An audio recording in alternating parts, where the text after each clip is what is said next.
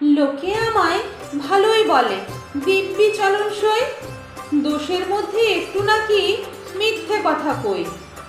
ঘাটশিলাতে যাবার পথে ট্রেন ছুটছে যখন, মায়ের কাছে বাবার কাছে করছি বকম বকম।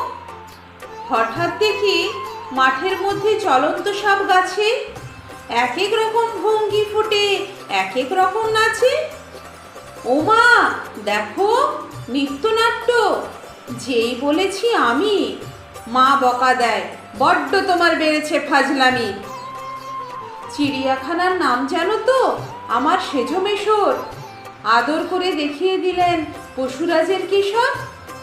কদিন পরে চুন খোসানো দেয়াল জুড়ে একই ঠিক অবিকল সেই রকমই মূর্তি যেন দেখি।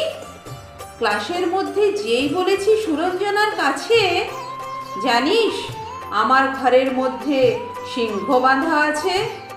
শুনতে পেয়ে দিদিমণি অমনি বলেন, শোনো, এসব কথা আবার যেন না শুনি কখনো।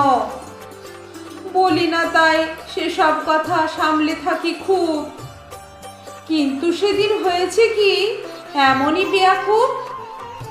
আকাশ পারে আবারও চোখ গিয়েছে আটকে, শরৎ মেঘে দেখতে পেলাম রবীন্দ্রনাথকে।